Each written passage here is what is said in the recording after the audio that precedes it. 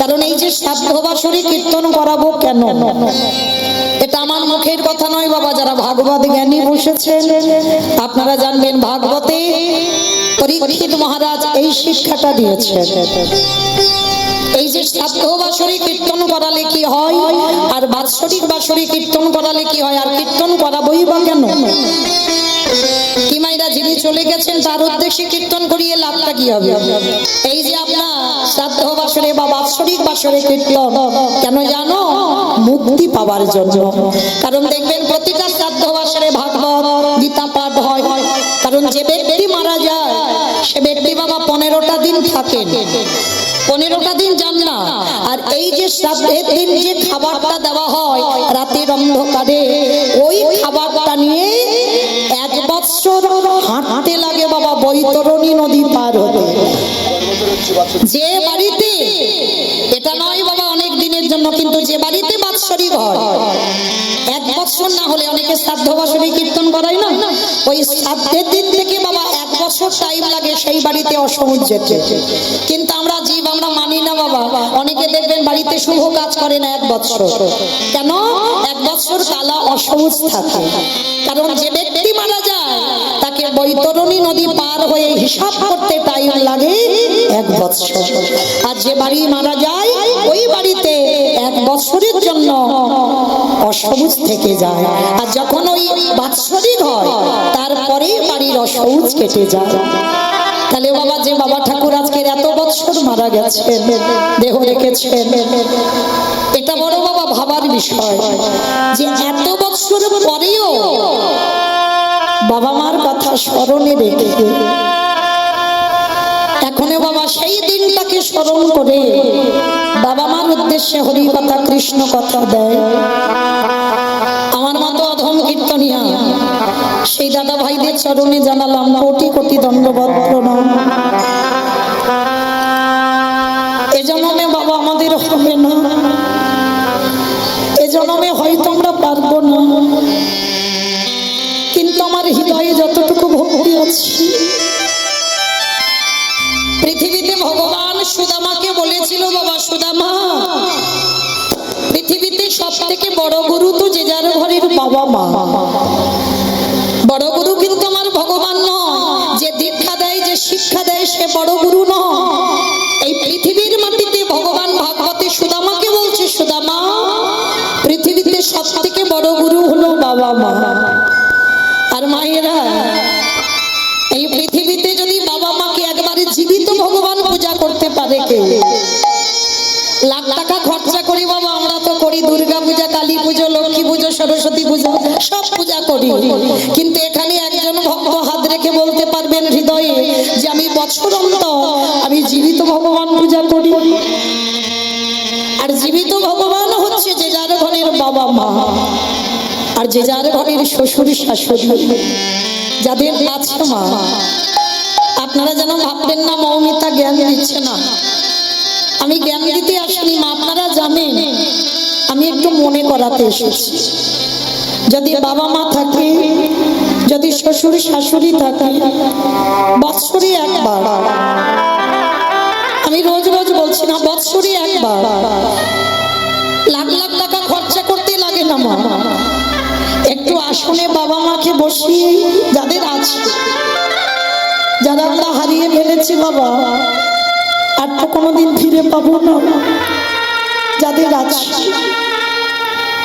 আসনে বসিয়ে নিজের হাতে বাবা মার চরণ দুটো একটু ধৌত করে দেবে,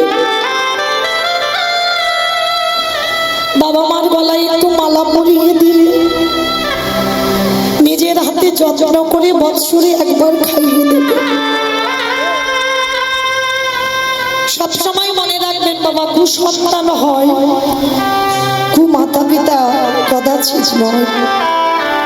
রাগের মাথায় অনেক কথা হয় বলে, কিন্তু কোনোদিন হয় না। তাই চেষ্টা করবেন যে যার ঘরের বাবা মার চরণ যুগল বৎসরে একবার ধৌত করতে। ভগবান বলছে সেই ভক্ত যদি আমাকে ডাকতে ভুলে যায়, সেই ভক্ত যদি 24 ঘন্টায় আমার মনেও না করে, দরকার নেই, সে তো আদি ভগবান সেবা করে যাচ্ছে, তাকে বৃন্দাবন যেতে হয় না, নবদ্বীপ যেতে হয় না, হরিদ্বার যেতে হয় না, দক্ষিণ ভারতবর্ষ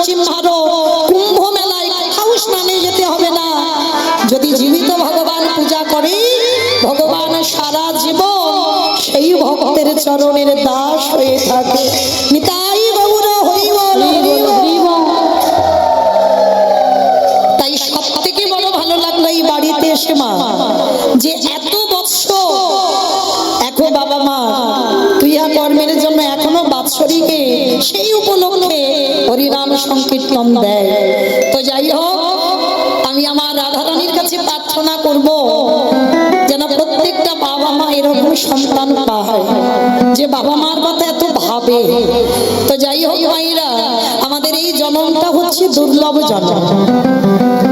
আমরা সবাই জানি বাবা 80 লক্ষ জন্ম আমাদের হয়ে গেছে প্রত্যেকে, যারা দাঁড়িয়ে আছেন, যারা বসে আছেন, আমি কীর্তনিয়া সম্প্রদায়, আমাদের 80 লক্ষ জন্ম হয়ে গেছে বাবা। 4 লক্ষ মানব জন্ম সব থেকে কম, কিন্তু সব থেকে কম হলে কি হবে, এই জন্মটাকে বলছে বাবা দুর্লভ। কেন দুর্লভ বলছে ভালো করে বিচার করে দেখেন বাবা। পশু পাখি খাই, আমরা মানুষও খাই। পশু পাখি সন্তান জন্ম দেয়, আমরা মানুষও সন্তান জন্ম দিই। পশু পাখি ঘুমায়, আমরা মানুষও ঘুমাই। পশু পাখি সকালবেলা হলে খাবারের অন্বেষণে যায়, আমরাও রোজগারের জন্য, সংসারের জন্য বার হই।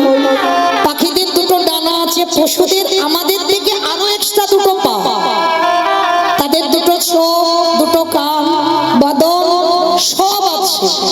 তাহলে হুবাহুব যদি আমাদের সঙ্গে মিল হলো, তাহলে ওদের জন্মটাকে দুর্লভ বলছে না, আমাদের মানুষ জাতিটাকে দুর্লভ বলছে কেন? তবে বাবা সবার জন্ম কিন্তু দুর্লভ নয়। কাদের কাদের জন্ম দুর্লভ এখানে বলে দিয়েছে বাবা। আমরা এই যে মানুষের মতো দেখতে বলেই কি মানুষ? আপনারা কি বলেন বাবা? মানুষের মতো আমার দুটো হাত, দুটো পা আছে বলেই কি আমি মানুষ? আমি অনেক লেখাপড়ার ডিগ্রি জানি, আমি কি মানুষ? না। মানুষ তাকেই বলবে যার মনুষ্যত্ব জ্ঞান হয়েছে, আর যার মনুষ্যত্ব জ্ঞান নাই সে কখনো মানুষ নয় বাবা। তার জন্মটা পশু পাখিদেরও নিচে।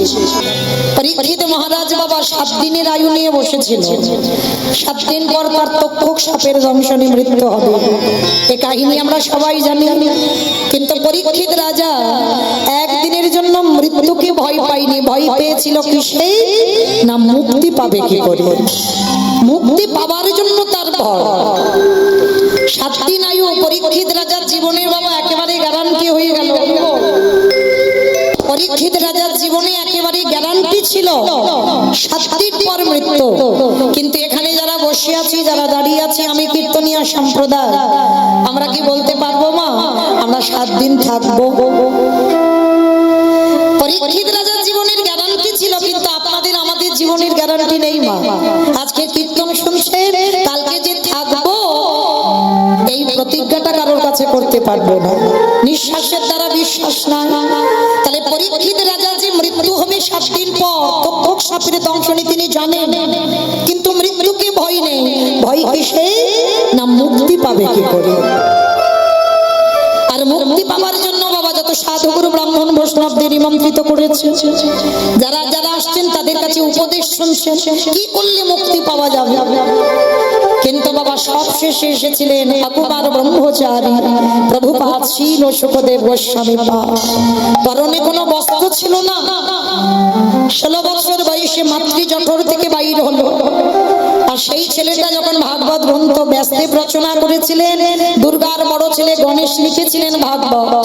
কিন্তু বাবা রচনা করলে হবে না, লিখলে হবে না, কাউকে তো পড়তে হবে। আর শুধু পড়লে হবে না বাবা, কাউকে শুনতে হবে, তারপরে ভক্তি প্রেমের উদয় হবে। তা ভাগবত গ্রন্থটা নিয়ে সরাসরি একেবারে ছুটে এলেন পরীক্ষিত রাজার দুয়ারে। পরীক্ষিত রাজার দুয়ারে শুধু এই সুখদেব গোস্বামী নয়, হাজার হাজার লাখ লাখ সাধুগুরু বৈষ্ণব নিমন্ত্রিত করেছিলেন। কাউকে দেখে পরীক্ষিত রাজা এত ভক্তি জন্মালো না। কিন্তু ওই যে আকুমার ব্রহ্মচারী প্রভুপাদ শ্রীল সুখদেব গোস্বামী যে 16 বছরের ছেলে, পরনে কোনো বস্ত্র নাই, এই মায়ামোহর জীব নয়, এই মায়ামোহ থেকে অনেক উপরে বাবা।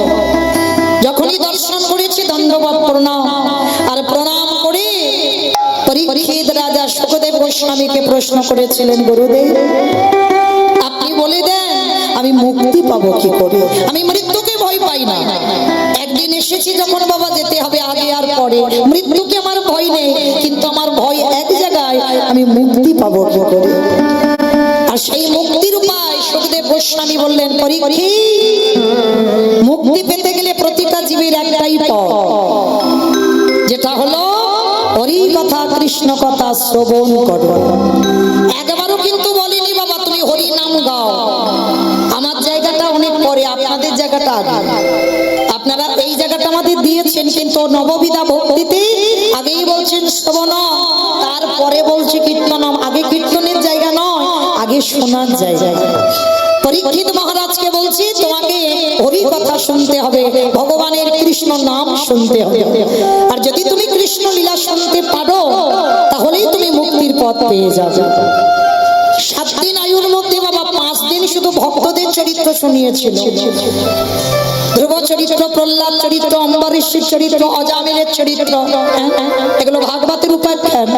নবম স্কন্ধ পর্যন্ত বাবা ভাগবত যারা আশ্রয় করেছে, নবম স্কন্ধ পর্যন্ত শুধু বাবা ভক্তদের চরিত্র, আর দশম থেকে ভগবানের কৃষ্ণ লীলা। যখন পরপর গুরুদেব বলে যাচ্ছে ভক্তদের কথা, পরীক্ষিত রাজা করজোড় করে একটা প্রশ্ন করেছিলেন, গুরুদেব আপনি বললেন কৃষ্ণ লীলা শুনলে মুক্তি পাওয়া যায়, কৃষ্ণ নাম শুনলে মুক্তি পাওয়া যায়, আর আপনি খালি আমার কাছে বসে ভক্তদের কথা বলছেন কেন? আপনি তো নিজেই বললেন কৃষ্ণ লীলা শুনতে হবে, তাহলে মুক্তি পাওয়া যাবে, আর ভক্তদের চরিত্র বলছেন কেন? সুখদেব গোস্বামী করজোড় করে পরীক্ষিতকে একটা কথা বললো, পরীক্ষিত শোনো, কারোর ধরো যদি পেটের সমস্যা হয়, এটা উদাহরণ বাবা, যদি পরীক্ষিত রাজাকে দিচ্ছে, যদি ধরো পেটের সমস্যা হয়েছে বাবা, যা কিছু খাই বাবা গ্যাস অম্বল হয়ে যায়, যা কিছু খায়, ডাক্তার বৈদ্য কবিরাজ করেছে, আর ডাক্তার বলে দিয়েছে বাবা ওই রিচ রিচ খাওয়া যাবে না, মানে যারা মাছ মাংস আহার করে ওইগুলো খাওয়া যাবে না, ওইগুলো একটু দূরে দাও, মানে একটু ওই পেঁপে শুদ্ধ, কলা সিদ্ধ, মানে সিদ্ধ অন্ন তোমায় খেতে হবে। আর খেতে খেতে যখন তোমার পেটের সমস্যাটা একটু ঠিক হবে তারপরেই তুমি ওইগুলো আহার করতে পারবে, তার আগে নয়। যারা ভজনের ঊর্ধ্বে যাচ্ছেন বাবা তারা অনুভব করতে পারবেন এই কথাটা কেন বলবো।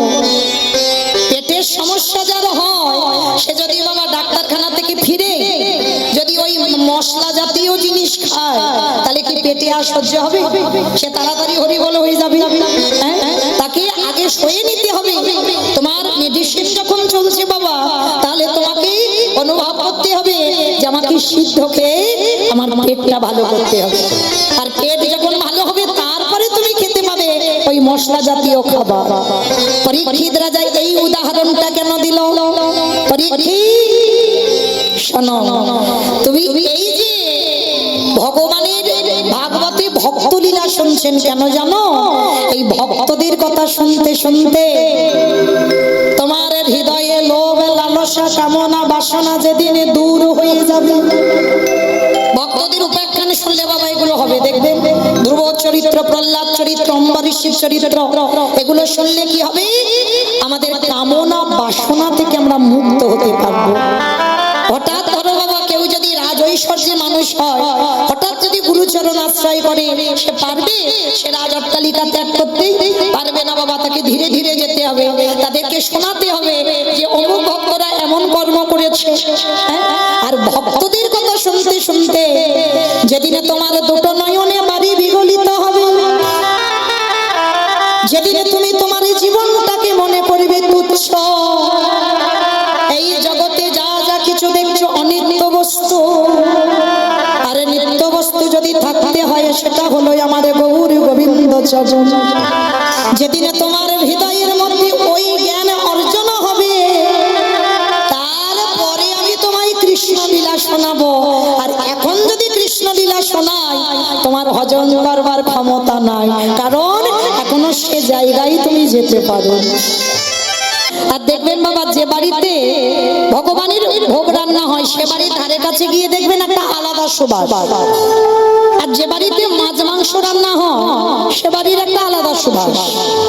আমি ঘৃণা বা খারাপ বললাম না, আহার বাবা যেটা ব্যক্তিগত রুচি সম্মত। যে খাই বলে পাবো না, আর আমরা খাই না বলে পাবো, এটা যদি কেউ বলে বাবা ভুল। তো যাই হোক, এই যে বাড়িতে মাছ মাংস হবে বাবা, সে বাড়িতে দেখবেন আলাদা একটা সুবাস। আর যে বাড়িতে ভগবানের ভোগ রান্না হয়, প্রসাদ ভোজি, তাদের বাড়ির একটা আলাদা সুবাস। আর আমরা কুকুর বলতে এটাই জানি বাবা, মাছ মাংসের গন্ধ পেলে ওরা সেই দিকে যায়, কুকুর বিড়াল মাত্রই বাবা মাছ মাংস। কিন্তু শিবানন্দের বাড়িতে প্রতিদিন প্রসাদ বিতরণ হয়, আর রাস্তা দিয়ে মা একটা কুকুর যায়, আর কুকুর যেতে যেতে ওই যে সুবাস, কুকুরটা গিয়ে কি করে না, ওই যারা ভোগারতি দর্শন করে সবার পিছনে গিয়ে কুকুরটা চুপটি করে বসে থাকে। কোনো চেঁচামেচি নয়, কোনো গন্ডগোল নয়, কোনো ডাকাডাকি নয়, একাকি বসে থাকে।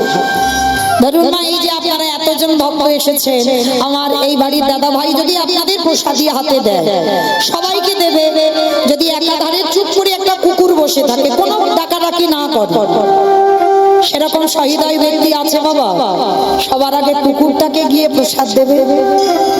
তবে নেই বলা ভুল বাবা, অনেকে আছে মানুষের থেকে পশু পাখিদেরকে একটু বেশি ভালোবাসে।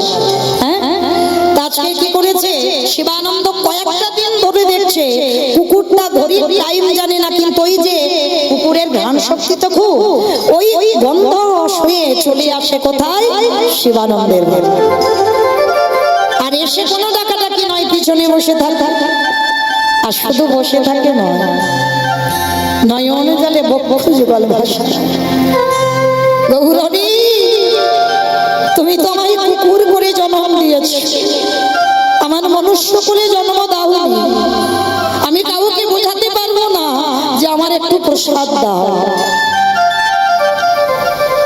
আর শিবানন্দ সেই দিন বাবা কুকুরটার কাছে গেছে, মাথায় হাত বোলাচ্ছে, কিরে আমি অনেক দিন ধরে দেখছি তুই আমার এই ঠিক ভোগারতির সময় এসে বসে থাকিস, আরে কাঁদছিস কেন? তোর কি শরীরে কোনো জ্বালা যন্ত্রণা হচ্ছে? বোঝাতে পারছিস না, বলতে পারছিস না, বল কি হয়েছে? যেই না শিবানন্দ এসেছে, সঙ্গে সঙ্গে বাবা শিবানন্দের গলার উপরে দুটো পা তুলে দিয়েছে, আর দুটো পা তুলে দিয়ে শিবানন্দকে যেন বোঝাতে চাইছে, প্রভু তোমাদের ওই প্রসাদের কণা প্রসাদ আমায় একটু দাও, কারণ আমার মনুষ্য কুলে তো জন্ম না, আমি তো কাউকে বলতে পারছি না, বোঝাতে পারছি না, আমার একটু ওই কণা প্রসাদ দাও। শিবানন্দ বলেন, ও বুঝেছি, তার মানে তুই এই প্রসাদ পাওয়ার জন্য কাঁদছিস, ঠিক আছে দাঁড়া দাঁড়া, একটা কলা পাতায় করে প্রসাদ দিয়েছে। কুকুরটা প্রসাদটা পেয়ে চলে গেল।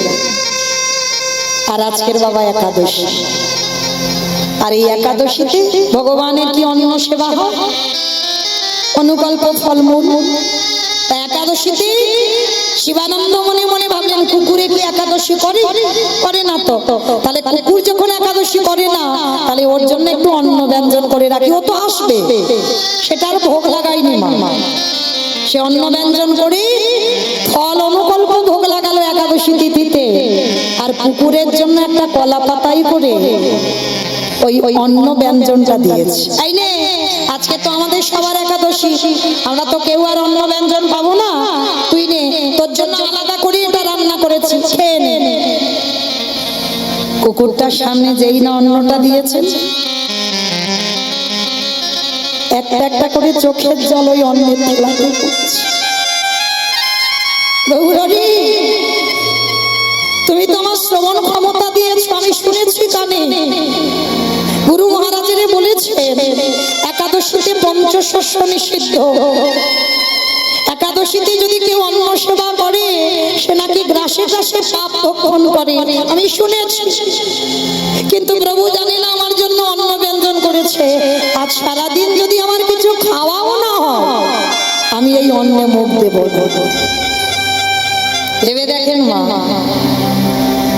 দেখতে কুকুর কিন্তু বাবা ভিতরটা মানুষের থেকে অনেক উপর, আর আমরা দেখতে মানুষ, ভিতরটা কুকুরের থেকেও বেশি।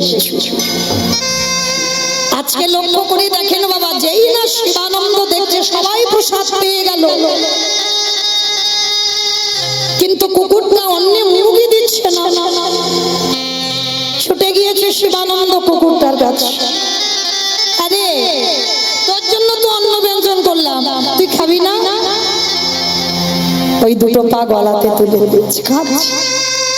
প্রভু, আমার কথা বলার ক্ষমতা নেই, আমার বাক শূন্য, আমি বোঝাতে পারছি না যে একাদশীতে অন্ন সেবা নিষিদ্ধ। শিবানন্দ বুঝতে পেরেছে কুকুরের কান্নাটা দেখে। ও বুঝলাম, তার মানে তুই একাদশী তিথিতে অন্ন পাবি না। হায় রে জগৎ, এখনো কত মানুষ একাদশী মানে না। আরে পশুকুলি জন, বলার ভাষা নেই, তবু একাদশী করেছে। ওরে আয় আমার হৃদয়, কুকুরটাকে বুকে জড়িয়ে ধরল শিবানন্দ। আর কুকুরটা যেন পোষা কুকুর হয়ে গেছে। শিবানন্দ যেখানে যায় কুকুর পিছনে পিছনে যায়। আর সব থেকে বাবা কুকুর হচ্ছে তো প্রভু ভক্ত, যেখানে যায় শিবানন্দ। তাই রথযাত্রা, আর রথযাত্রার সময় শিবানন্দ যাবে পুরীধাম। বাবা আজও কিন্তু নদিয়ার মানুষরা বিশ্বাস করে, আজও নবদ্বীপের মানুষরা বিশ্বাস করে প্রভু আজও পুরীধামে আছে। যার যেমন ভাব তার তেমনই লাভ। আজও বহু ভক্তরা ছুটে যায় বাবা রথযাত্রার সময়। তারা মনে করে পুরীধামের ওই ধুলি কণাতে আজও গৌর হরির পদধূলি। বহু ভক্তরা যায় রথযাত্রার সময়।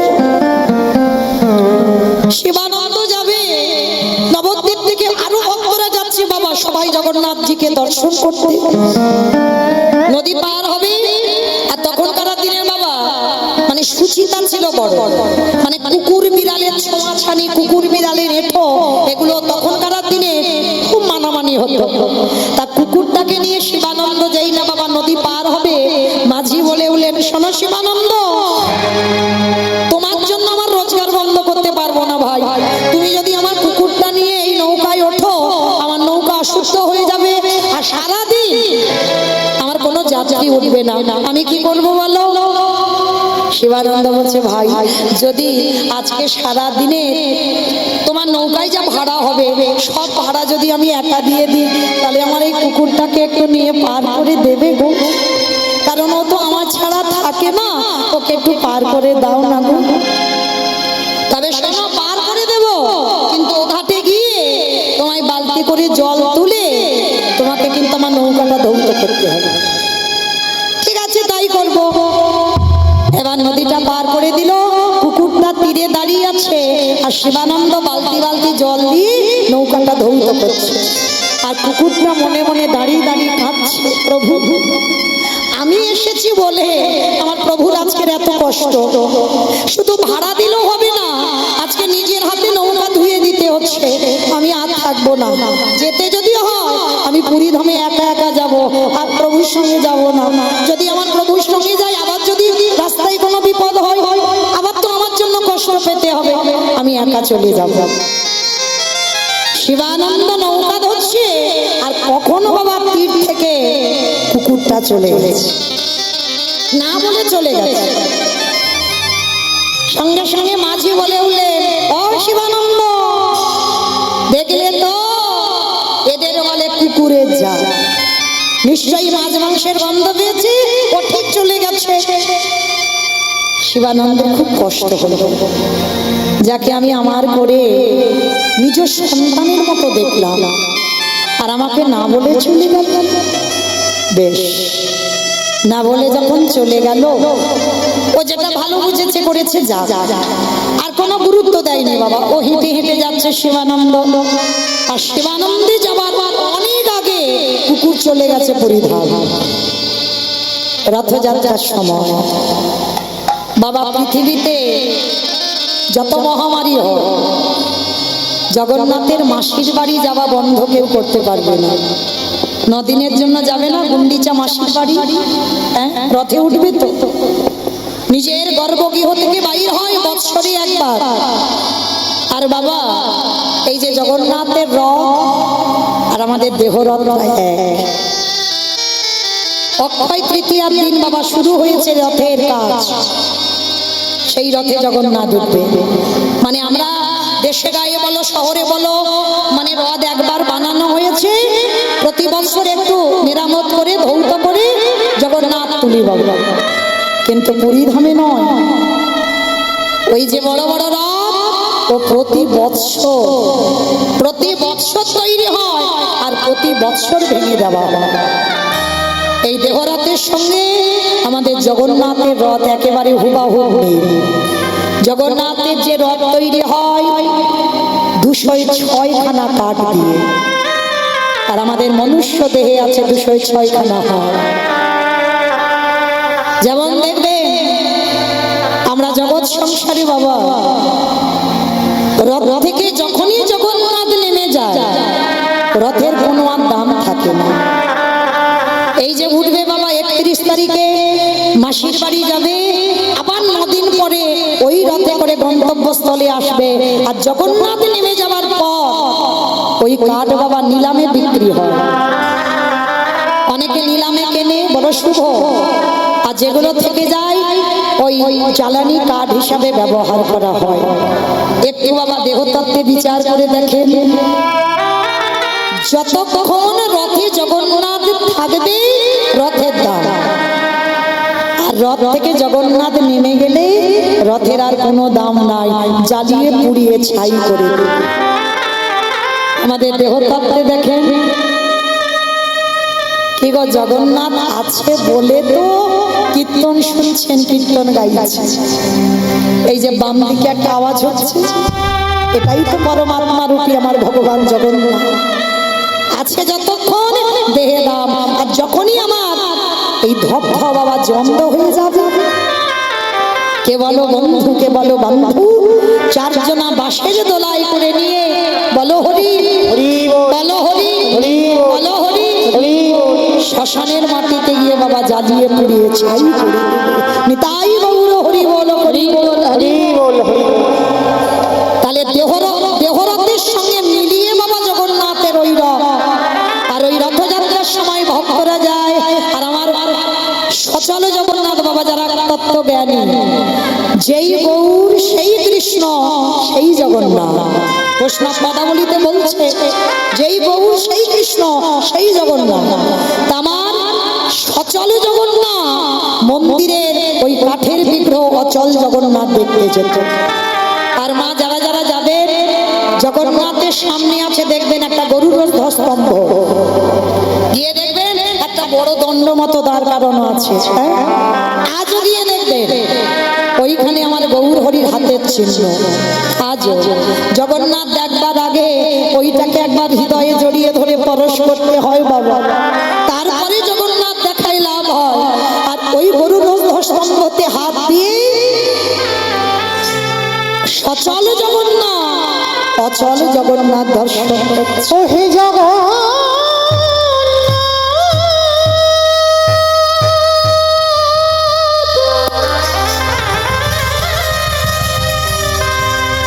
ওগো তুমি নাকি জগতের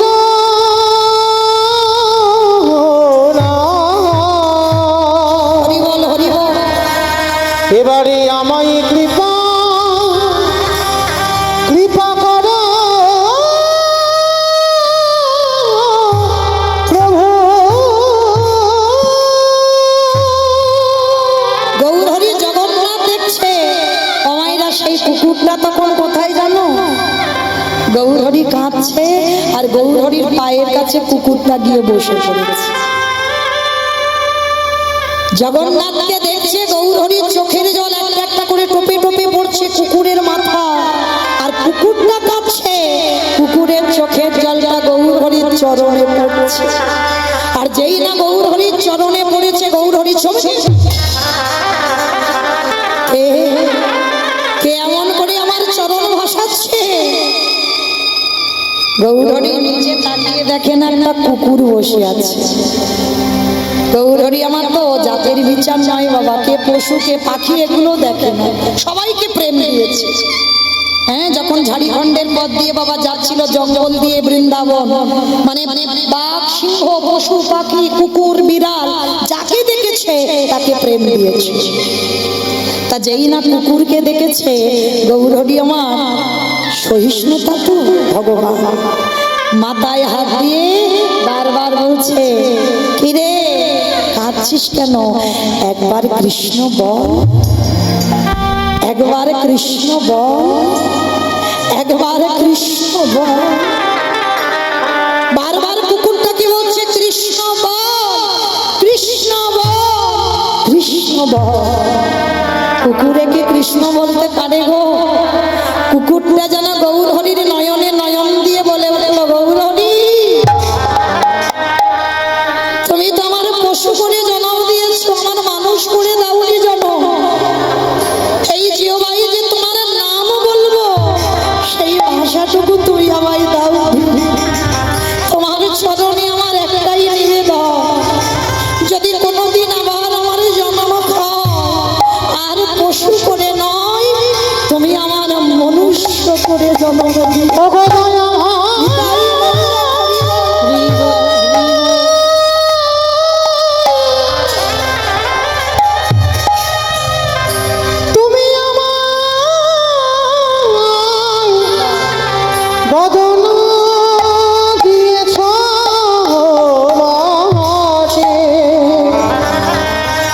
কিন্তু কৃষ্ণ বলার মতো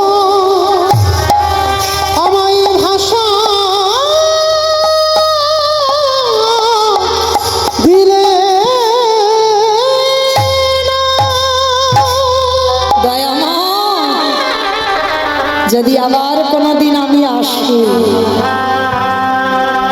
আমার পশুকুল ত্যাগ করে আমার মানুষ করে দিও। দয়ালে আবার যদি আসি ফিরে,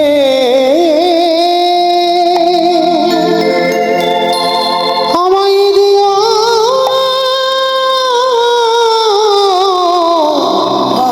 মানব জনম। দয়াল জনম পেয়ে হারিয়ে ফেলেছি, আসি ফিরে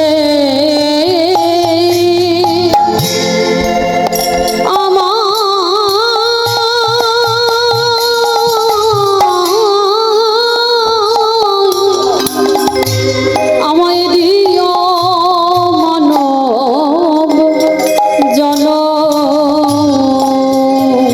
সেদিন মনে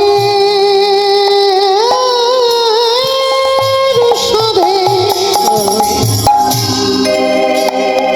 ভজিব তোমার,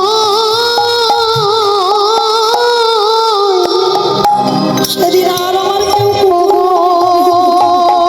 রাধা রমণ। সেই দিনে মনে সাধে, সেদিনে মনের সাধে ভজব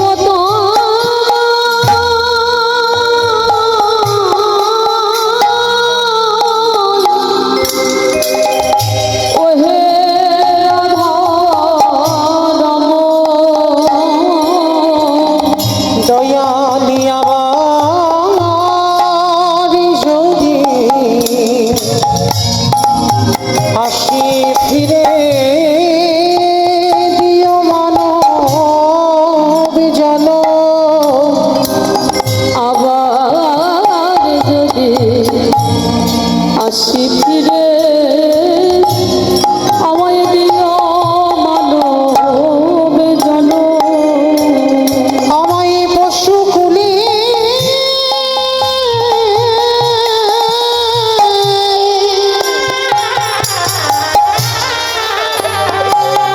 দয়াল জন্ম দিলে, আমায়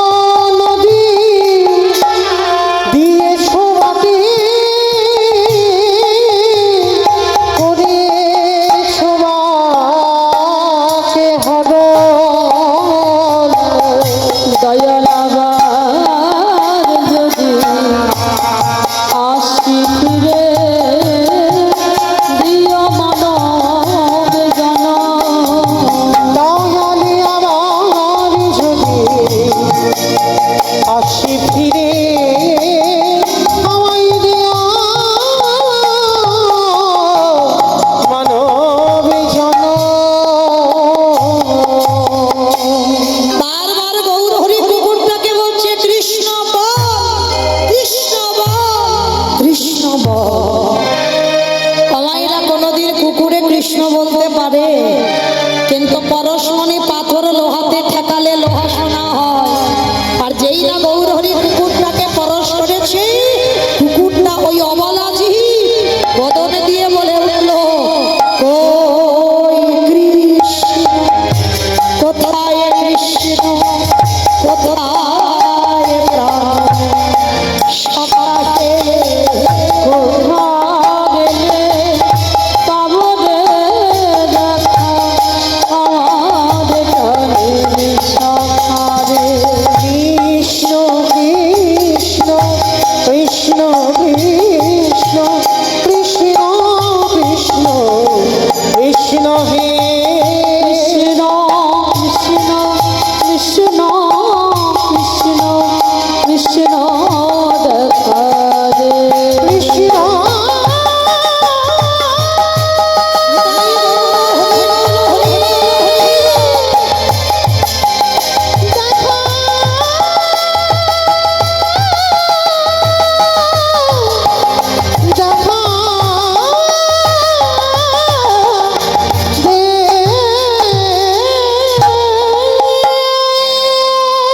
শিবানন্দ এসে দেখছে কুকুরটা কৃষ্ণ নাম করে চলে যাচ্ছে।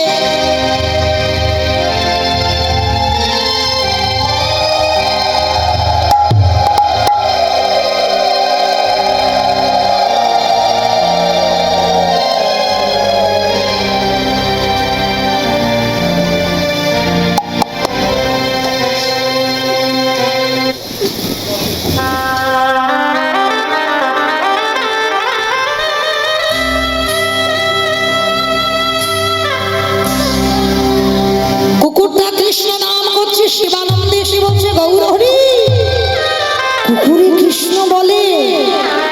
গৌরহরি বলছে, চুপ, কুকুর নয়, ওর কর্মদোষে ও কুকুর ভুলে গেছে, কিন্তু কুকুর নয়।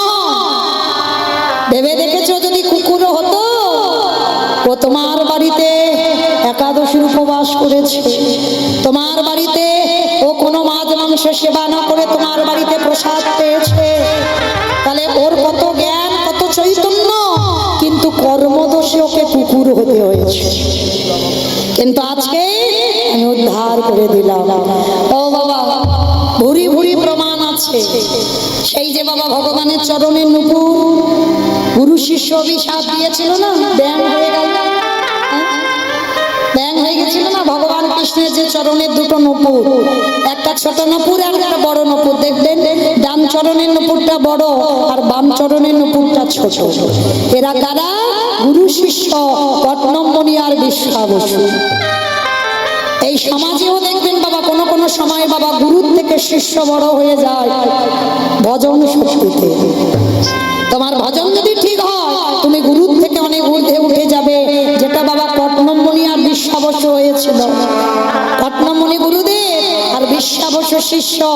এই শিষ্য কেমন ছিল জানো? ছোট বয়সে সব সময় বাবা লাফালাফি করতো, ছুটোছুটি করতো, ছোটদের যেমন অভ্যাস। একদিন গুরুদেব স্নান করছে, আহ্নিক করছে বাবা নাভি পর্যন্ত জলে নেমে, আর ওই ছোট্ট বিশ্বাবসু ছুটতে ছুটতে এসে আর জলে একেবারে ঝাঁপ, আর যেই জলে ঝাঁপ দিল একেবারে শিষ্যের পায়ের জল গুরুদেবের শরীরে লেগে গেল। গুরুদেব রেগে গিয়ে বলে উঠলেন, অপদার্থ, তোর মতো পাপীর পায়ের জল আমার গায়ে এসে পড়লো, অভিশাপ দিলাম। যখন সবসময় লাফিয়ে লাফিয়ে বেড়াস, অভিশাপ দিলাম তুই ভেগ জনে প্রাপ্ত হবি। আমার ভেগ মানে কি গো? ময়ূর, ময়ূর। ভেগ মানে নাকি ময়ূর? ভেগ মানে ব্যাগ। তুই ব্যাগ হয়ে জন্মগ্রহণ করবি। বিশ্বাবসু কেঁদে বলল, দয়াল গুরুদেব, আমি ব্যাগে হয়ে যাব মাটি, কিন্তু বলে দাও কবে আমি উদ্ধার পাবো। সেদিন আমার পট্টনমণি বলেছিল, শোন, ব্যাগ হবি, আমার অভিশাপ বৃথা যাবে না, তবে যেদিন রামচন্দ্রের হাতে তুই উদ্ধার, যেদিন রামচন্দ্রের হাতে তুই মৃত্যুবরণ করবি, সেদিন তুই উদ্ধার পাবি।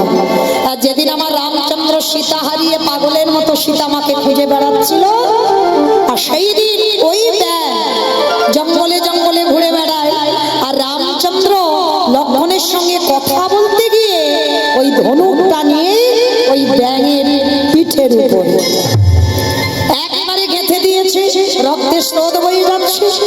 আর যখনই স্রোত বয়ে যাচ্ছে বাবা লক্ষণের সঙ্গে কথা বলতে বলতে যেই না নিচের দিকে তাকিয়েছে রামচন্দ্র চমকে উঠে কি এত রক্ত, লক্ষণ দেখো আবার কি করেছে দেখো। তাড়াতাড়ি করে ব্যাংটাকে তুলে নিয়ে পিঠে একবার হাত বুলিয়েছে। দেখবেন মা একটা ব্যাঙের পিঠে হাত বোলানোর চিহ্ন। কে গো কোন ব্যাঙ? সোনা ব্যাঙ, তাই না, সবুজ মতো। ওই ব্যাঙের পিঠে হাত বুলিয়েছে রামচন্দ্র, আর হাত বুলিয়ে বলছে ওরে সাপ যখন তোকে তাড়া করে তুই মুখ দিয়ে আওয়াজে বের করিস। আমি ধনুকটা যখন তোর পিঠে গেঁথে দিলাম এইভাবে মৃত্যুর সঙ্গে লড়াই করলি, ওই একবারও আওয়াজে বের করলি না কেন? যদি মুখ দিয়ে আওয়াজ করতি আমার মনে হয় তাহলে তোর প্রাণ যেত না। ব্যাঙটা হেসে উঠেছে, দয়াময় আমার যখন সর্বদা বিপদ হয় আমি আমার বিপদ ভঞ্জন মধুসূদনকে স্মরণ করি।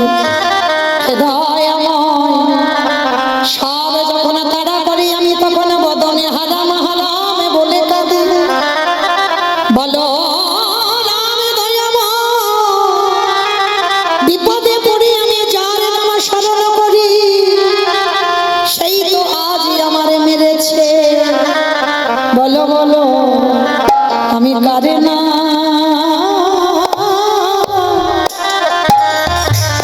তার নাম ধরব, আমি রাম না ডাকব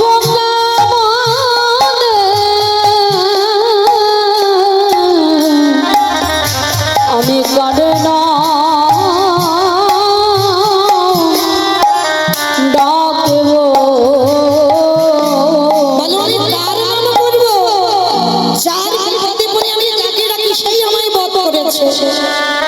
ব্যাংটাকে ধরে বলল বল ব্যাং আমার কাছে তুই কি চাস? এক নিঃশ্বাসে এক বাক্যে ব্যাং কি বলেছিল জানো? হে দয়াময় আমারে গুরুদেব কৃপা করো, আমি অন্য আমি অন্য কিছু চাহি না গো, আমার গুরুদেবকে কৃপা করো। রামচন্দ্র বলে উঠেছিল যে গুরুদেব তোকে ভেবে জনিতে জন্ম দিল, অভিশাপ দিল, একটু পায়ের জল লেগেছে বলে, আর তুই কিনা সেই গুরুদেবের জন্য কামনা করছিস। হে দয়াময় আমার গুরুদেব যদি আমার ভেবে জনিতে জন্ম না দিত, বলো বলো দয়াময় তবে কি তোমার চরণ পেতা ওই ভেগে জানি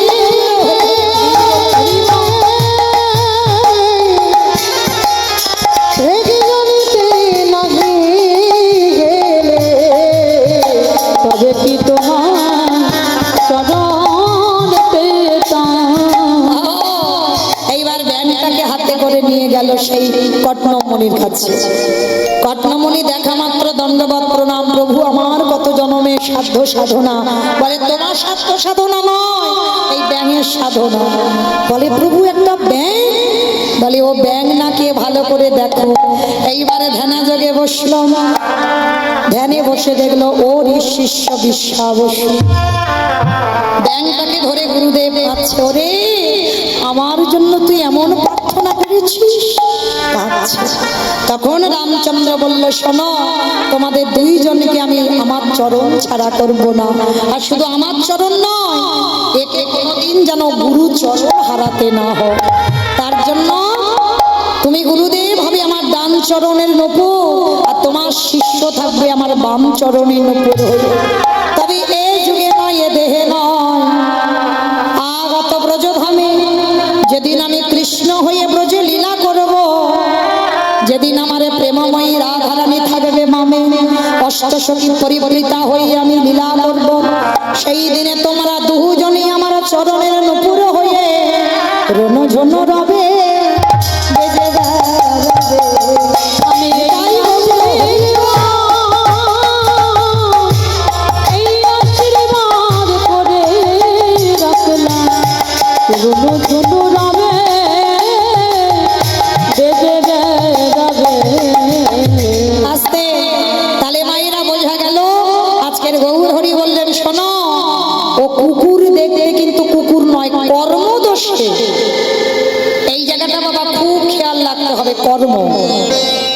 ছাড়বে না, কাউকে নয়।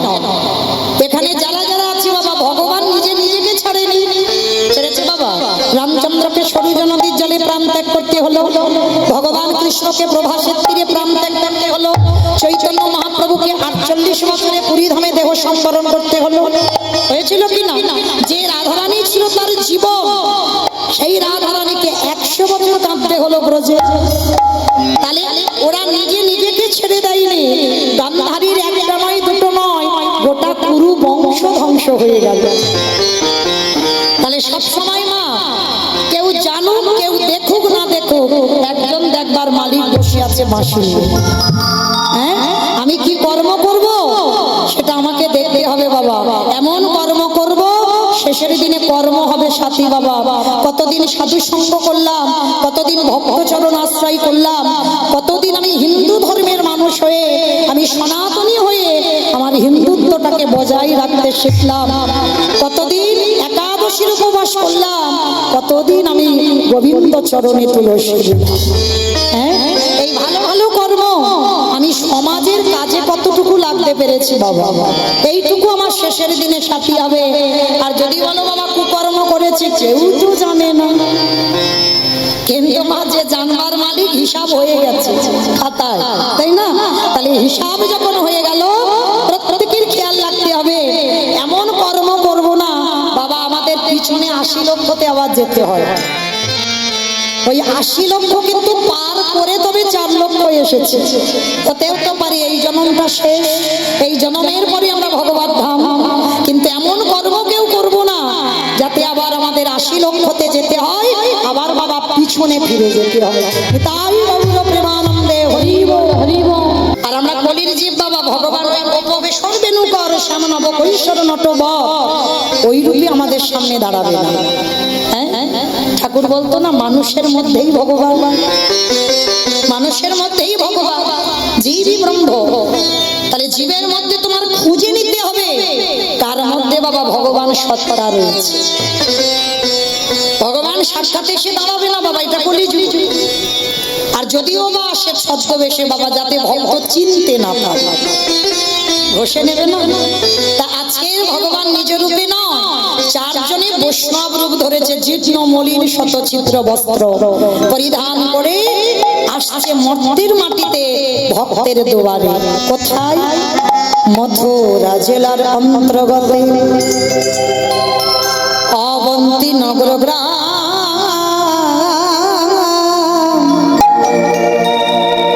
সেথায় সন্দীপনীর বাড়ি করে ববির মথুরা জেলার অন্তর্গতে অবন্তী নগর গ্রাম,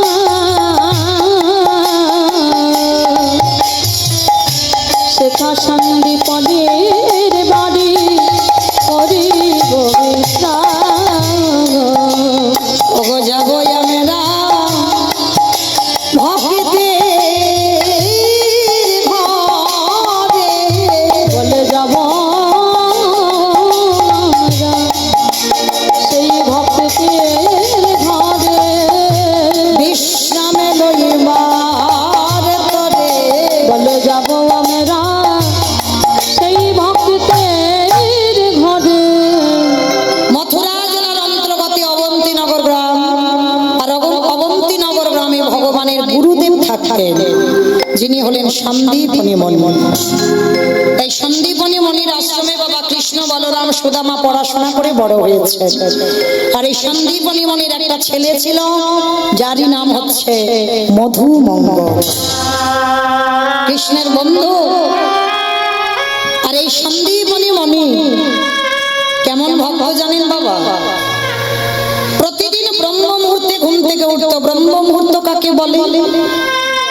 সূর্য উদয়ের 1 ঘন্টা 36 মিনিট আগে। বাবা সারাদিনে যত আমরা ভজন সাধন করি না কেন, ভোরের বেলাটা যে ভজন, এইটা সারাদিনে আর মিলবে না।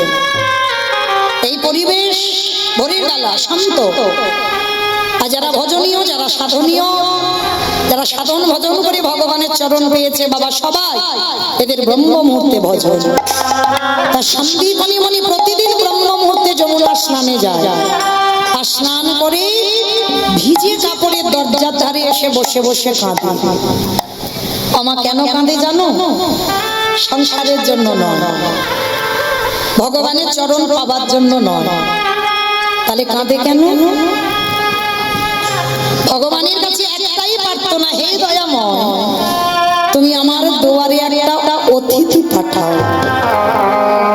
সন্দীপনী মণির এটা সংকল্প ছিল বাবা। অনেক মানুষের কিছু কিছু সংকল্প হয় না? সন্দীপনী মণির সংকল্প প্রতিদিন নিত্য যতদিন বেঁচে থাকবে আগে অতিথি সেবা, তারপরে মাধুকরী গুই করে নিজে রন্ধন করে ভগবান সেবা, আর ভগবান সেবা দিয়ে তারপরে নিজের সেবা। আর যেদিন অতিথি সেবা দিতে না পারে সেদিন ভিক্ষায়ও যায় না, আর ভগবানকে কিছু দেয় না, আর নিজেও কিছু খায় না। এটা তার সংকল্প, আগে আমার অতিথি সেবা, তারপরে ভগবান, তারপরে আমি। আজকের ভগবান কেমন লীলা করছে দেখেন। সকালবেলা সন্দীপনী মণি তিনজন বৈষ্ণব সেবা দেওয়া হয়ে গেছে, আর সেবা দেওয়ার পরে মনে আনন্দ, রোজ রোজ একটা মিলে কি তা সন্দেহ, আজকে তিনটে হয়ে গেছে। তাড়াতাড়ি করে নগরে নগরে গিয়ে মাধুকরী করেছে, মাধুকরী করে নিজে রান্না করেছে, রান্না করে ভগবানকে ডালাটা সাজিয়ে দিয়েছে। আর ভগবানের ভোগ রন্ধন করে যেই না নিবেদন এখনো হয়নি, ডালাটা রেখে বলল, প্রভু ছোটবেলা থেকে তোমায় ভালোবাসছি, ছোটবেলা থেকে তোমায় ডেকে আসছি, তুমি কি পারো না? তুমি কি শুনতে পাও না আমার ডাক? এত কাঁদি, এত ডাকি, আমার ডাক কি তোমার চরণে যায় না? আমি কোথাও গেলে একবারে দেখা দাও না প্রভু। তারে দেখা বলো না আমি কোথায় গেলাম? গো দয়া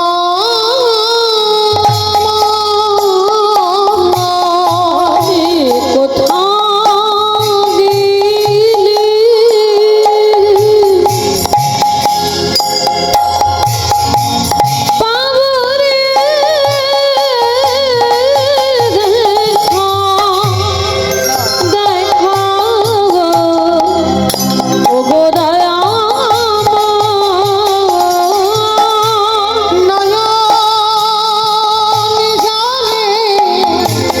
ডাকলে নাকি তোমায় পাবো? কেন শুনতে পাবো?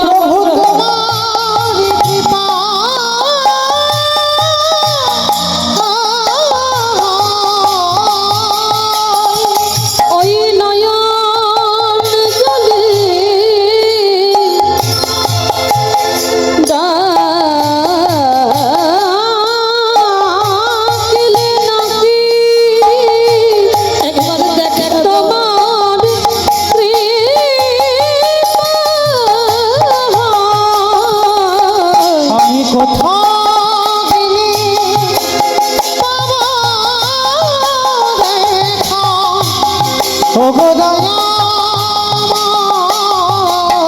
কোথাও গেলি পাবো রে দেখা, ওগো দয়াময়। দেখা দাও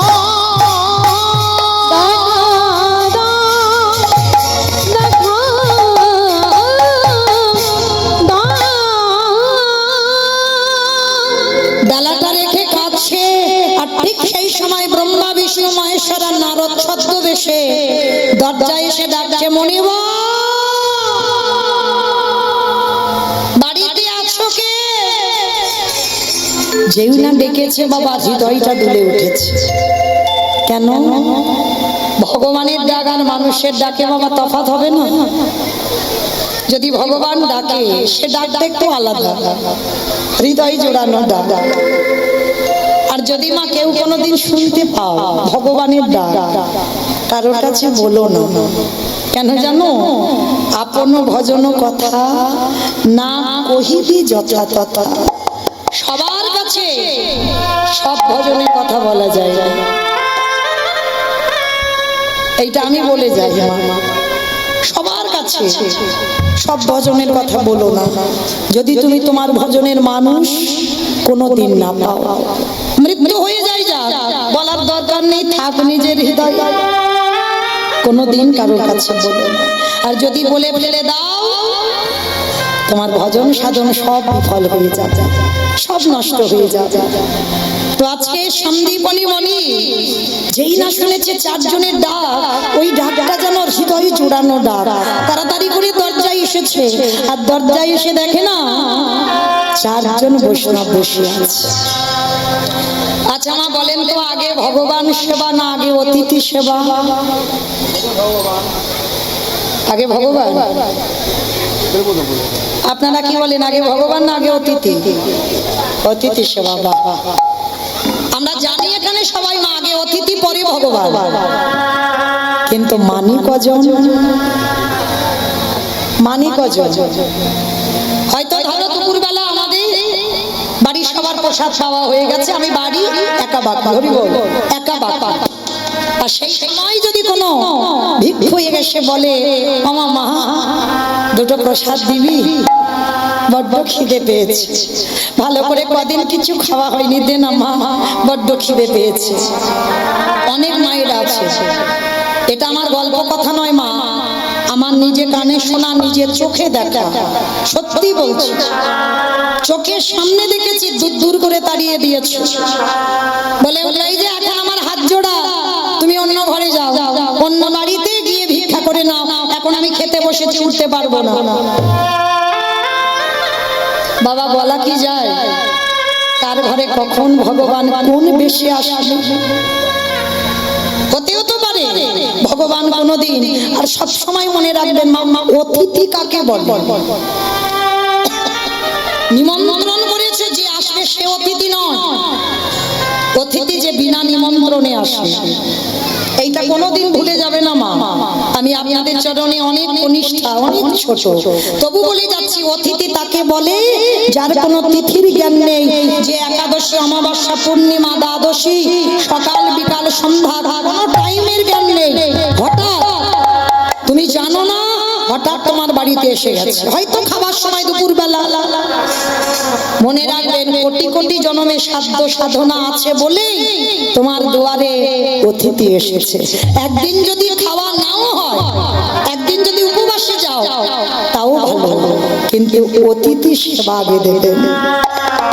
কোনদিন কখনো যেন দুয়ার থেকে অতিথি বৈমুখ হয়ে না যায়। কেন জানো? একটা অতিথি যদি দুয়ার থেকে চলে যায়, কোটি কোটি জন্মে সাধ্য সাধনা যা কিছু ছিল সব বিফল হয়ে যায়। বহু মানুষ জানি না বাবা, আবার কলির মানুষ বেশিরভাগ বাবা জ্ঞান অন্ধ জীব, এরা জ্ঞানী আবার অজ্ঞানীর মতো কাজ করে, এরা সব জানে আবার জেনে না জানার ভান করে। অনেক মানুষ আছে বাবা, বাড়িতে অচেনা অজানা লোক যদি দিন হয়তো তোমাকে ফোন করে আসেনি, বলে আসেনি, দূর দূর করে তাড়িয়ে দেবে, এক গ্লাস জলও দেবে না। মনে রেখো বাবা, ভগবানের বিচারে সেই পাপীকে ভগবান জীবনে কোনোদিন ক্ষমা করবে না, কোনোদিন। তাই সবাইকে বলে যায়, যদি দুয়ারে অতিথি আসে আগে অতিথি সেবা। ভগবান বাদ, ভগবান নিজেই বলেছে, আমা হতে নাম বড়, নাম হতে ভক্ত বড়, ভক্ত হতে ভক্তের পদধূলা আরো বড়। ভগবান নিজেই ভক্ত পদধূলা পাবার জন্য লালায়িত বাবা, যুগে যুগে প্রত্যেকটা যুগে ভক্তের চরণ ধুলা পেয়েছে। সবসময় মনে রাখবেন মা, সরাসরি ভগবানের কাছে যাওয়া অসম্ভব, সময় লাগবে, টাইম লাগবে।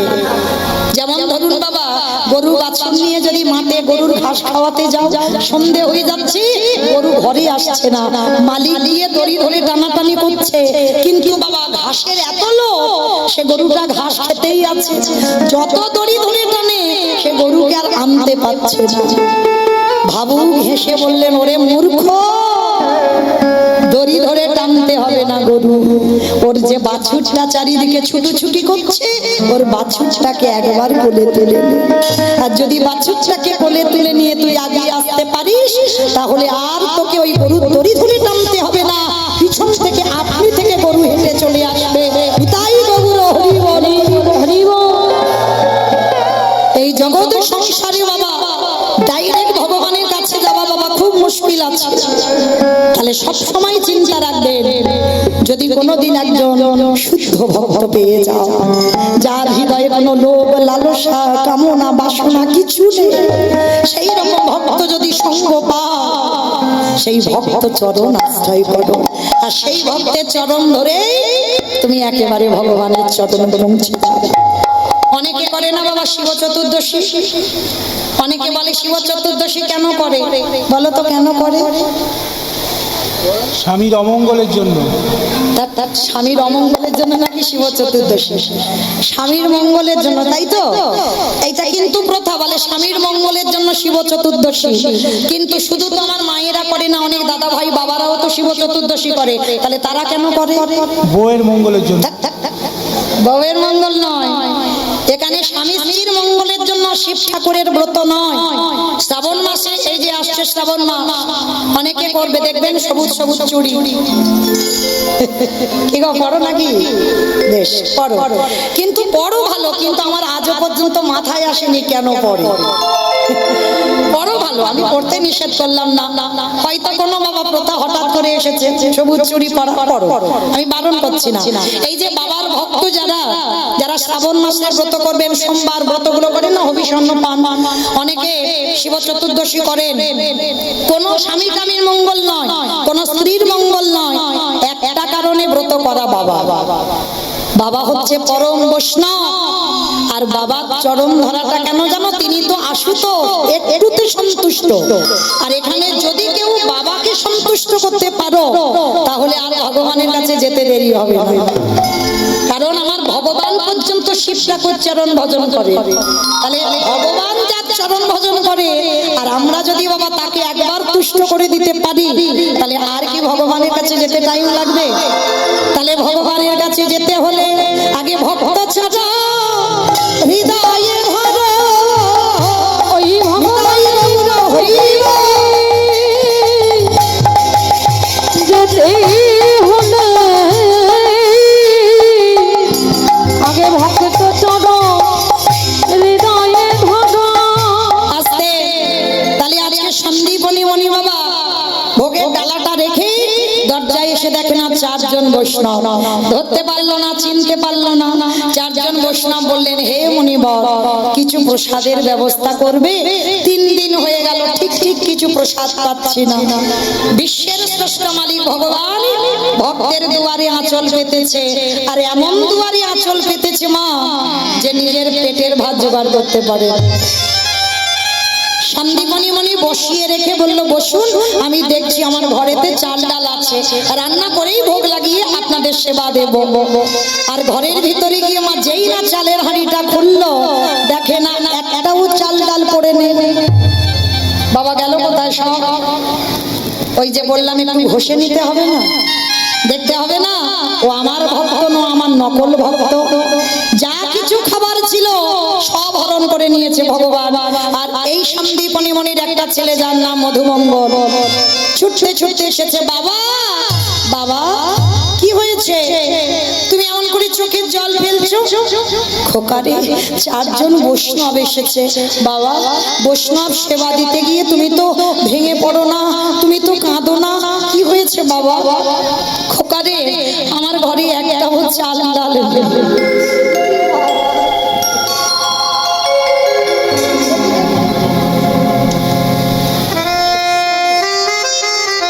নিতাই গৌর প্রেমানন্দে হরি বল। হরি বল। আজকে ছোট ছেলে মধুমঙ্গল বাবাকে বলছে, বাবা কেঁদো না, কেঁদো না, আমি আছি তো, দাও দেখি ঝোলাটা দাও, আমি কাছাকাছি বাড়ি থেকে ভিক্ষা করে এনে দিই তোমার। সন্দীপনী মণি বলছে, হ্যাঁ রে বাবা, পারবি? কেন পারবো না, দেখো না আমি কিরকম পারি। আজকে তুমি আছো তাই আমার এগুলো দায়িত্ব নেই, কিন্তু যেদিন তুমি থাকবে না, এই দায়িত্ব তোমার পালন করতে হবে। এই জায়গাটা বাবা লক্ষ্য করবে, সংস্কারযুক্ত সন্তান, সুযোগ্য সন্তান সেই হয় বাবা মার অবর্তমানে যে বাবা মার ক্রিয়া কর্মগুলো যে করে গিয়েছিল সেইগুলো বর্তমান রেখেছে।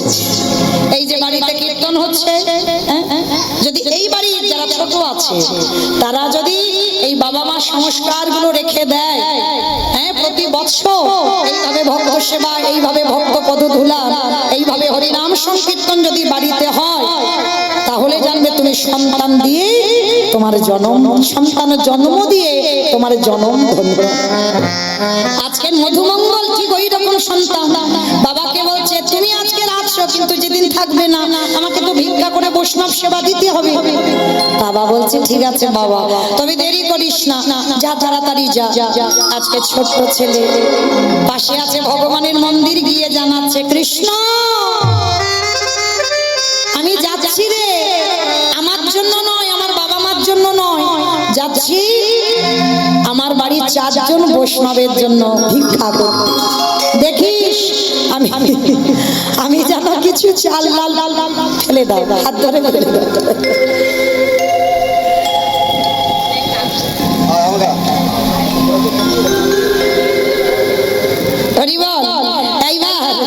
ছোট্ট ছেলে ভগবানের কাছে যেই না জানানো, ভগবান মনে মনে ভাবছে হায় হায় হায় হায়, এরা মোর বাবাকে পরীক্ষা করতে এখনো ছেলে বাঁধা হয়ে দাঁড়াচ্ছে।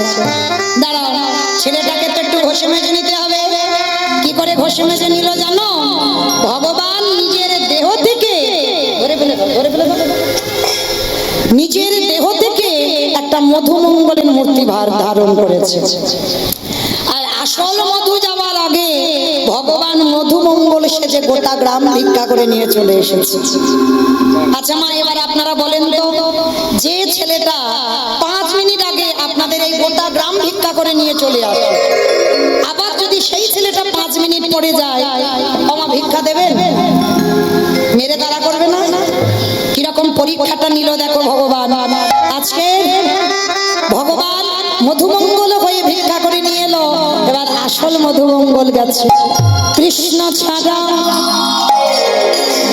কে আছে আমার, বিশ্ব ছাড়া মাঝে, বিশ্ব ছাড়া মাঝে, কৃষ্ণ ছাড়া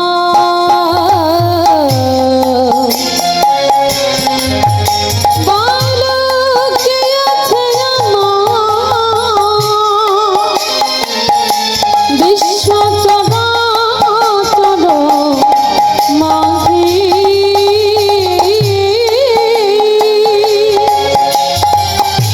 বিশ্ব চরাচর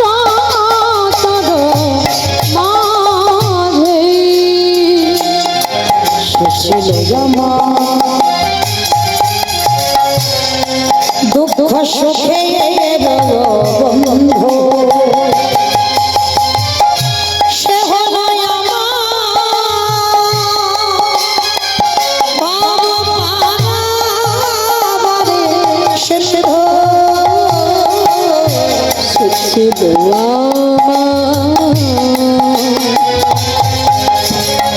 দুঃখ সুখের বন্ধু, সে ছিল ভাব পরে সিন্ধু, তার নাম ভুলিতে পারি, ভুলিতে কি পারি, তার নাম ভুলিতে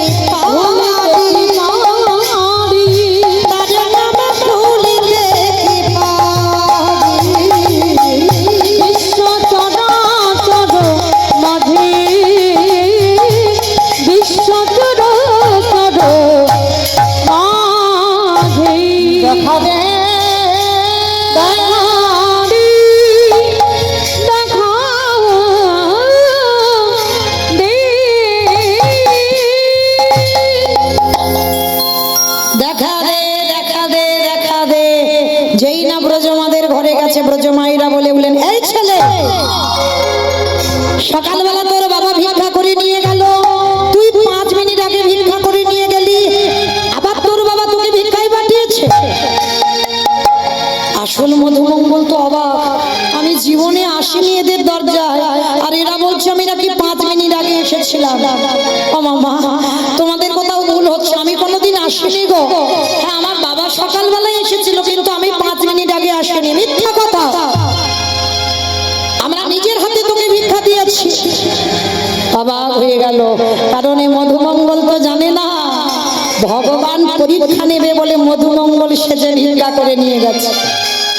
সবাই মিলে বলে উঠলেন, তবে রে এইটুকু ছেলে এত মিথ্যাবাদী, হ্যাঁ দেখাচ্ছি মজা তোর দাঁড়া।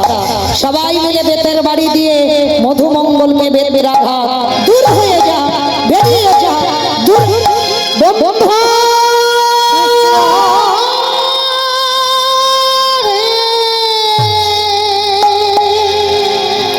এত মারা মেরেছে সর্বঙ্গ দিয়ে রক্ত ঝরছে, এত মারা মেরেছে। কাঁদতে কাঁদতে বলে উঠল, কৃষ্ণ এ জীবনে অতিথি সেবা দিতে না পারলে এ জীবন আমি আর রাখবো না, এই জীবন আমি যমুনার জলে ত্যাগ করে দেব। ভগবান ভয় পায় কোথায় বাবা? প্রকৃত ভক্তের কাছে। আর যেই না বলেছে আমার যমুনার জলে প্রাণ ত্যাগ করবো, সঙ্গে সঙ্গে ভগবান বলে, হায় হায়, ছেলেটা যদি মরে যায় আমার তো ভগবান নামে কলঙ্ক উঠে যাবে। না না না, এরকম করতে দিলে হবে না, ছেলেটাকে বাঁচাতে হবে। ভগবান পাখি রূপ ধারণ করে কানের কাছে গিয়ে বলছে, এই শোন, তোকে মথুরায় কেউ দিল না, তো কি হয়েছে? বৃন্দাবন চলে যা, বৃন্দাবন গেলেই চাল ডাল পেয়ে যাবে। ছোট্ট ছেলেটার মনে আনন্দ, ছুটতে ছুটতে যমুনার ঘাটে গেলেন। আর যমুনার ঘাটে গিয়ে দেখলো বিশাল বড় যমুনা নদী, একটাও নৌকা নেই, একটা মাঝি নেই। আর মধুমঙ্গল সাঁতার জানে না। আচ্ছা মা, এবার আপনারা বলেন তো, যে ছেলে সাঁতার জানে না, নৌকা নেই, মাঝি নেই, সে ছেলে কি নদীর ঘাট থেকে ও ঘাটে যেতে পারবে? পারবে মা? সাঁতার জানে না, নৌকা মাঝি কেউ নেই, পারবে না। বাবা আপনারা কি বলেন, পারবে না? পারবে না, পারবে না। বেশ, এবার আমি একটা কথা বলবো, কথাটা শোনার পরে এই প্রশ্নের উত্তরটা দেবেন, কেমন? একদিন দেবর্ষি নারদ এক বৈষ্ণব গাছতলায় বসে আছে, বাবা নামের মালায় নাম করছে। আর নারদ তো প্রতিদিন বৈকুণ্ঠে যায়, আর বৈষ্ণব নাম করতে করতে নারদকে ডেকে বলছে, অনারদ যাচ্ছ কোথায়? বলে প্রভুর কাছে। বলে প্রভুর কাছে? বলে হ্যাঁ। তা বৈষ্ণব বলছে, আচ্ছা নারদ, তোমার প্রভুকে গিয়ে জিজ্ঞেস করবে, এই যে আমি এতদিন ধরে জপের মালায় জপ করছি, তিনি কবে আমাকে দেখা দেবেন? ভালো করে কথার মান শুনবেন, খুব জ্ঞানের কথা, বড় চৈতন্যের কথা। নারদকে বলছে, তোমার প্রভুকে গিয়ে জিজ্ঞেস করবে, আমি এতদিন ধরে জপের মালায় জপ করছি, তিনি কবে আমাকে দেখা দেবে? তা নারদ বলছে, ঠিক আছে আমি বলবো। তা নারদ গেছে বৈকুণ্ঠে, নারায়ণকে প্রণাম করেছে, রোজ একবার প্রণাম করে, আজকে 2 বার প্রণাম করেছে। ভগবান অন্তর্যামী তো হেসে বলছে, কি ব্যাপার নারদ, রোজ রোজ একবার প্রণাম, আজকে 2 বারের ঘটা যে? বলে ঠাকুর, তুমি যদি অন্তর্যামী হও তাহলে তুমি কি জানো না আমি 2টো প্রণাম কেন করলাম? বলে খুব জানি, একটা প্রণাম তোমার আর একটা প্রণাম ওই যে ভক্ত গাছের গোড়াতে জপের মালায় জপ করছে ওই বেটা। বলে ঠাকুর, তার মানে তুমি তো সব জানো, এবার উত্তরটা দাও। ভক্ত জানতে চেয়েছে, এতদিন এত বছর ধরে আমি জপের মালায় জপ করছি, কবে তুমি তাকে দেখা দেবে? ভগবান বলছে, নারদ তুমি গিয়ে বলো যে তেঁতুল গাছটার গোড়ায় বসে আছে জপ করছে, ওই তেঁতুল গাছে, মানে পুরানো মোটা তেঁতুল গাছ, অনেক বছরে, ওই তেঁতুল গাছে যত পাতা আছে ততবার ওকে মরতে হবে, ততবার ওকে বাঁচতে হবে, তারপরে আমি ওকে দেখা দেব। ভালো করে শুনছেন তো? এই কথাটা শুনে নারদ মুনি গেছে, আর সেই ভক্তটা জিজ্ঞেস করছে, অনারদ কি বললো? বলে প্রভু বললো, যেটা বলেছে বলার মতো নয়, তবু আমি বলছি। বললো, তুমি যে গাছের গোড়াতে বসে নাম জপ করছো, এই তেঁতুল গাছে যতগুলো যতগুলো পাতা আছে ততবার তোমায় মরতে হবে, ততবার তোমার বাঁচতে হবে, তারপরেই ভগবান তোমার দেখা দেবে। যেই না কথাটা বলা সঙ্গে সঙ্গে জপের মালাটা হাতে নিয়ে বলে হরে কৃষ্ণ হরে কৃষ্ণ কৃষ্ণ কৃষ্ণ হরে হরে হরে রাম হরে রাম রাম রাম হরে হরে। নারদ হেসে বলছে এই যে ও বাবাজি তুমি কি পাগল? তুমি আমার ভাষা বুঝতে পারোনি? এই তেঁতুল গাছে যত পাতা আছে তোমাকে মরতে হবে, আপ ডাউন হতে হবে, তারপরে ভগবান তোমারে দেখা দেবে। বলে ওই জন্য তো আমি হাসলাম। কেন হরিনাম করছি জানো? কেন পাগলের মতো নাচছি জানো? এত কোটি কোটি জনম পরে হলেও দেখা দেবে বলেছে তো বিশ্বাস। এই জায়গায় ভগবান দুর্বল, বিশ্বাস দেখা দেবে বলেছে তো। আর কথাটা শেষ, চতুর্ভুজ নারায়ণ পিছনে এসে শঙ্খ চক্র গদা পদ্মধারী নারায়ণ দাঁড়িয়ে আছে। নারদ মুনি দেখে বলছে ঠাকুর তুমি এত বড় মিথ্যাবাদী? তুমি আমাকে এক্ষুনি বললে তেঁতুল গাছে যতগুলো পাতা আছে ওকে মরতে হবে, বাঁচতে হবে, তারপরে দেখা দেবে, আর এক্ষুনি এসে হাজির হলে যে। ভগবান বলে আমি মিথ্যাবাদী নয়, আমি ঠিক বলেছিলাম, কিন্তু জানো না গো তুমি কথাটা বলবার পর ভক্তের বিশ্বাসটা দেখেছো?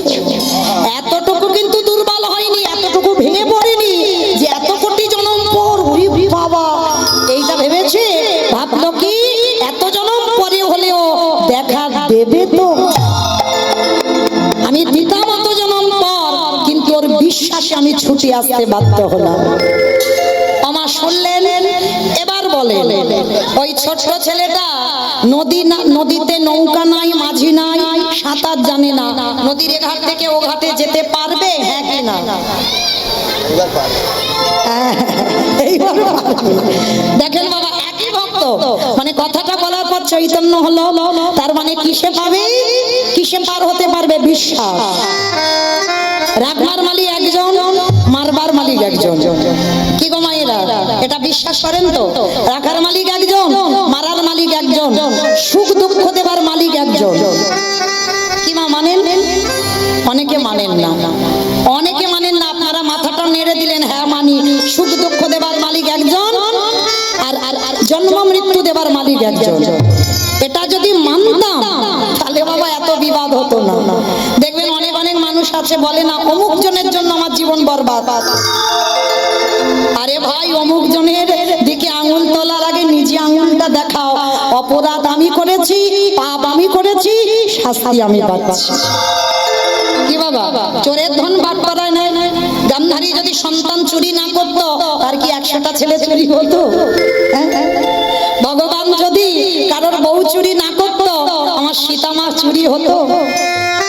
ভুরি ভুরি প্রমাণ আছে বাবা, শাস্ত্র কথা বললে পুরাবে না, সবটাই কারণ আছে বাবা। তাহলে আজকে এতক্ষণ পরে আপনাদের বিশ্বাস হলো, কারণ বিশ্বাস আর ভক্তি যদি দুটো ধরা যায় তাহলে বাবা পার হওয়া যায়। সাঁতার নাই বা জানলাম, মধুমঙ্গল মনে মনে ভাবছে কৃষ্ণ। ছোটবেলা থেকে আমার বাবা আমাকে বলেছে যখন জীবনে ঘোর বিপদ আসবে সবাই চলে যা, কিন্তু কৃষ্ণ চরণ কোনোদিন ছাড়বি না। কৃষ্ণ আমি সাঁতার জানি না, নৌকা নেই, মাঝি নেই, আমি হেঁটে হেঁটে যাব। মারতে হলে তুই মারবি আর রাখতে হলে তুই রাখবি।